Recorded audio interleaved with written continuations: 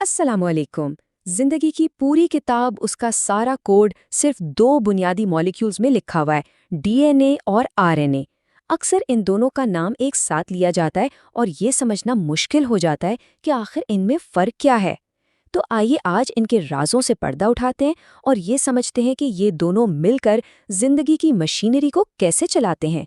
हाँ, ये बात अक्सर सुनने में आती है, लेकिन फिक्र की कोई बात नहीं।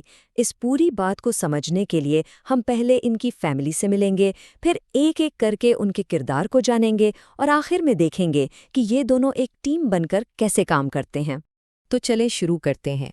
देखिए, डीएनए और आरएनए को समझने की जो पहली कड़ी है ना, वो इनकी फैमिली है, जिसे हम कहते हैं न्यूक्लिक एसिड्स।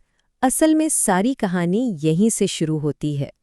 हमारे जिस्म में जिंदगी की बुनियाद रखने वाले 4 किस्म के बड़े मॉलिक्यूल्स हैं: कार्बोहाइड्रेट्स, लिपिड्स और प्रोटीन्स।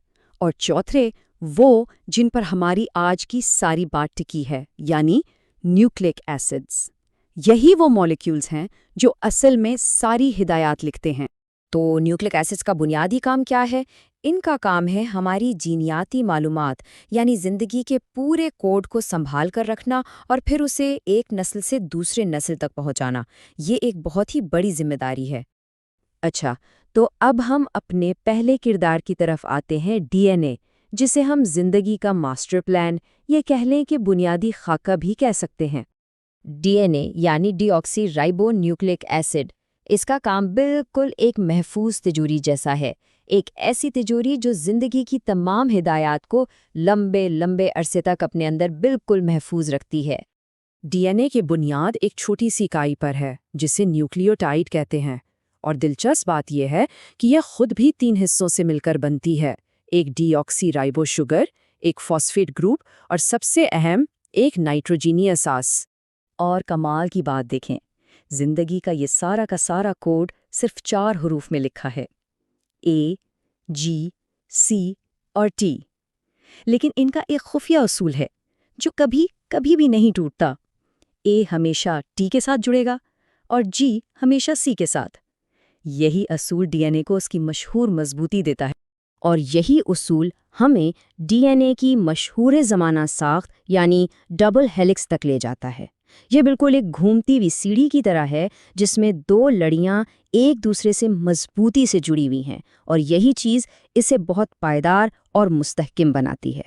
चलिए अब कहानी में आगे बढ़ते हैं और देखते हैं कि हमारा दूसरा किरदार यानी आरएनए क्या करता है। अगर डीएनए मास्टर प्लान है ना, तो आरएनए वो फाल कारकुन है जो इस प्लान पर अमल करवाता है।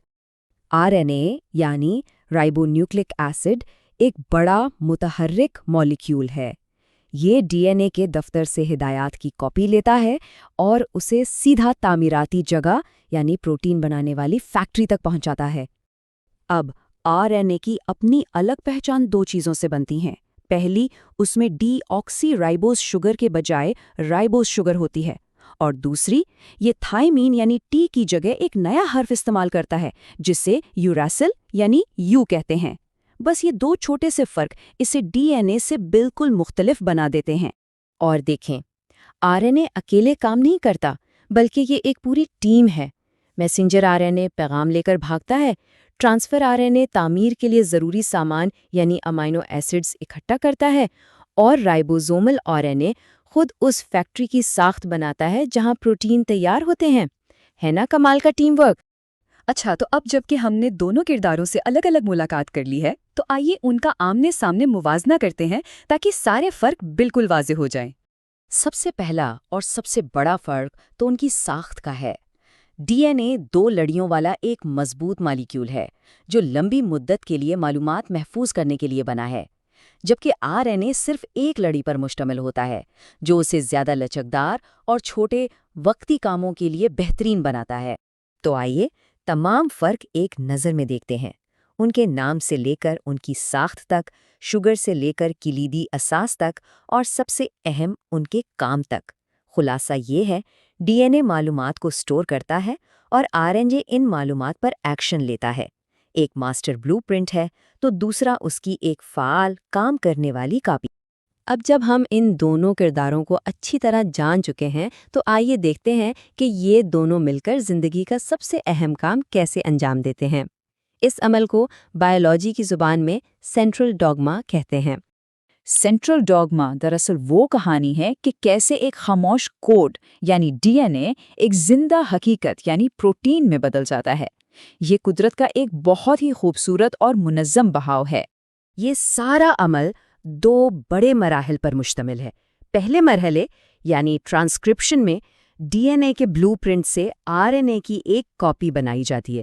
پھر دوسرے مرحلے ٹرانسلیشن میں اس آر این اے پیغام کو پڑھ کر ایک پروٹین تیار کیا جاتا ہے، یعنی بلو پرنٹ سے پیغام اور پھر پیغام سے حتمی پروڈکٹ تک کا سفر۔